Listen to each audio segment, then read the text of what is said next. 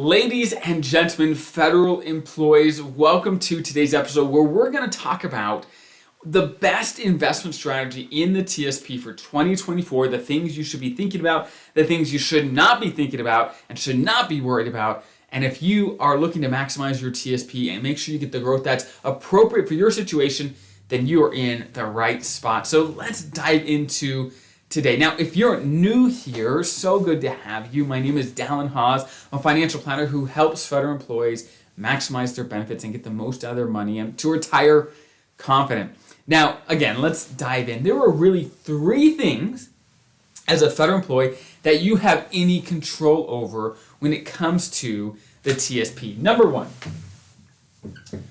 you control how much you contribute into the TSP. You have control over that, okay? And the reason I emphasize you have control over it is because we have absolutely no control over what the stock market does or what the G fund returns or anything like we don't know, right? We don't know what interest rates are going to be. We don't know what tax rates are going to be. We can't tell the future, so it's critical that you focus on the few things that you actually have control over and focus on improving those things. That's how you're going to get the best results possible in the TSP. And again, the first thing, number one, the first thing that you can control is how much you contribute. Okay? Long story short, the more you contribute, the more you're going to have at retirement. Can you do a little bit more? With that pay raise that happened early 2024, can you put a piece of that and can you contribute that into the TSP or a piece of it? Right? What can you do to improve how you're saving for retirement? Can you do a little bit more? That's number one. Next. Traditional versus Roth. The other thing you have control over is whether to put your money in the traditional TSP or the Roth, and which one you pick makes a big difference, right? If you put money in the traditional, you get the tax break now. If you put $10,000 in there, you get a tax deduction of $10,000, right? If you put the $10,000 in the Roth, you get no tax deduction now, but that $10,000 can grow. All of that growth and the original amount comes out tax-free later, right? Here's the deal. I've got whole videos on whether you should do traditional or Roth, so go check that out if you want the full deal. But this is the shortened version. If you're young and early in your career, most of the time you probably want to focus on Roth because your earnings, what you make, are probably going to go up significantly over time, and your money has so many years to compound and grow tax-free in the Roth. Okay? If you are late career and you're making as much as you're ever going to make, maybe consider traditional to get the tax break then, right? And maybe your tax bracket moves down a little bit in retirement. Just depends on where you're at. But those are kind of the overarching principles. Obviously, there's a lot of nuance in there, but those are the things to consider. Okay, if you're early mid start of your career, Roth probably makes a ton of sense. Traditional for those that are making as much as they're going to make. Those are, again, the general principles, but I've got a whole video on traditional versus Roth, so definitely go check that out. That is the other thing that you control. You control where you put your money, whether traditional or Roth. Okay? Last but not least, how you invest it, right?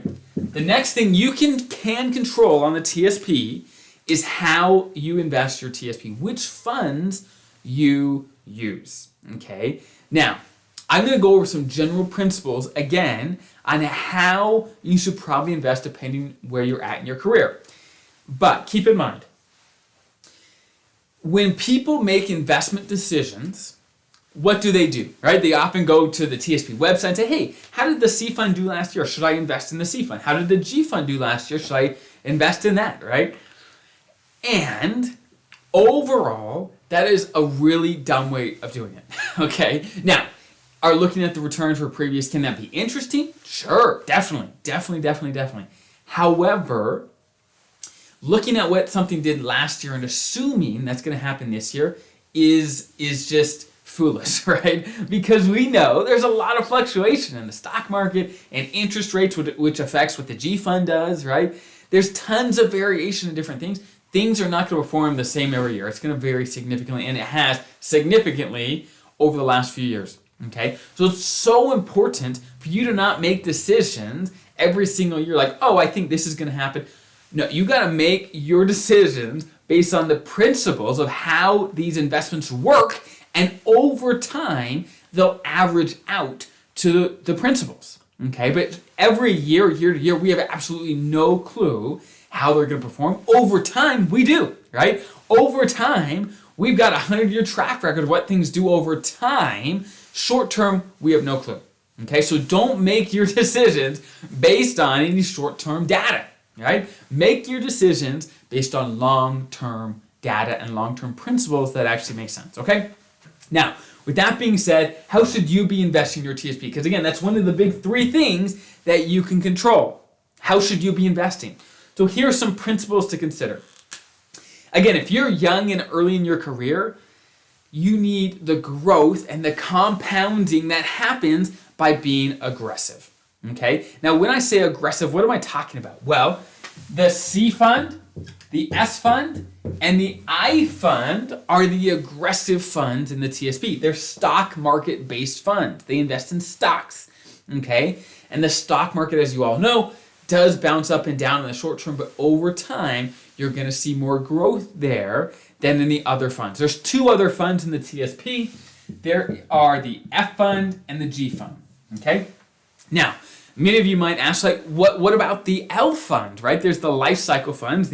There's the L income fund, L 2025, L 2030, all the way up. There's tons of those. However, those are simply just a mixture of these. If you look on the TSP website, you'll figure out that the L funds are not anything unique by themselves.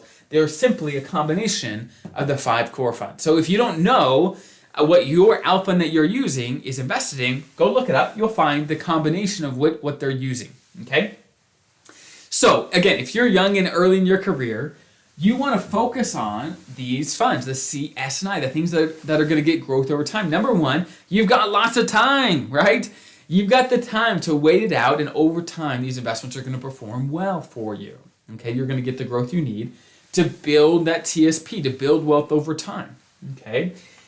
Again, if you're early in your career, things are simple. Just pedal to the metal, right? Be aggressive and let it grow. Let it grow. If you are mid-career, it is somewhat the same thought, right? You still got quite a bit of time. You want to be pretty aggressive. However, once you get within, it's hard to know. It varies per person, but a good rule of thumb is once you get within about 10 years of retirement, maybe slow down a little bit. Maybe introduce some of the conservative funds. I'm not saying switch completely over to the safe stuff. I'm just saying maybe introduce some, okay? Now, again, this video is going to be focused on a few different things. I've actually got whole videos on how to invest in the TSP. I'm going to continue and explain a few more things here, but I've got whole videos on investing in the TSP based on where you're at, especially if you're close to retirement. I've got whole videos on specifically that, so go check those out as well if you want more in depth on how you should be thinking about investing in the TSP. Okay, but these are just general principles to at least get you started. Okay, again, if you're early in your career, pedal to the metal, focus on these. Once you get within 10-ish years or so, maybe start introducing some of the safer funds, right? And as you approach retirement, you're going to want to start slowing down. Okay, about 10 years out, you start tapping the brake a little bit, right? You start tapping the brake by introducing some of the safer funds. As you approach retirement, again, you keep slowing down. Now, even at retirement, though, many people assume, well, by retirement, we want to have all our money in the safe funds, right? The answer is no. When people say safe, that is not a very good term. And I used it too, right? These are the safer or more conservative funds. But it's not actually a correct term, right? Because they are safe from not being volatile. They're not going to be volatile, but they're also not going to grow much over time, right? So they're safe from growth as well, okay? So if we have a long time that we don't need the investments for a while, we don't want the money here. And if you, let's say, are 60 years old and you're retiring, yes, we need a good chunk of your money in safe investments so you can retire and enjoy that money and spend it and use it. However, you're probably going to live another 30 years, right? And you want to make sure a good chunk of your money is also growing for you throughout retirement. So again, it varies significantly based on the individual needs, right? However, kind of the stereotypical retiree allocation is what they call a 60-40, okay? This is kind of the stereotypical retiree allocation, meaning 60% of your money in the CS&I with 40% of your money in the F&G, right? 60% in stocks up here and 40% in bonds right here. Okay? Again, that's the stereotypical. I'm not saying that makes sense for you at retirement. Again, that's just kind of the stereotypical one. Just to give you some context of if you want to be 100% G fund, right, in retirement, that's probably not going to perform well for you over time. You're going to get killed by inflation and your buying power is going to get depleted very, very quickly in retirement, okay? But let's do a quick recap, okay? First and foremost, the first thing you can control is how much you put into your TSP, how much you contribute. So do as much as you can. You don't have to kill yourself about it. You don't have to just eat on beans and rice until retirement. But what can you do? Can you do a little bit better? Number 2, traditional or Roth. Again, I've got whole videos on traditional versus Roth. Go check those out. But if you're young, early in your career, or you simply just want to pay the taxes now, Roth is a great option. If you're late in your career, making as much as you're going to make, traditional probably makes the most sense. Or if you just want to push off taxes later, or if you're convinced that your tax bracket's going to be lower later, hey, traditional is a great option for you. Last but not least, how are you investing the money? If you save as much as you can, throw as much in there, do the exact traditional Roth that makes sense for you, but you don't invest it in a way that makes sense, you're in trouble. You're not going to have the TSP that you want at retirement. Okay? You need all 3 of these to maximize your TSP and to get the most out of it. Okay? So I hope that's helpful. Now, if you want personalized advice for you, that's what we do, okay? At our company, that's what we do. There's a bunch of links in the description if you want to learn more about those things, plus tons of free resources and things that we give away for free.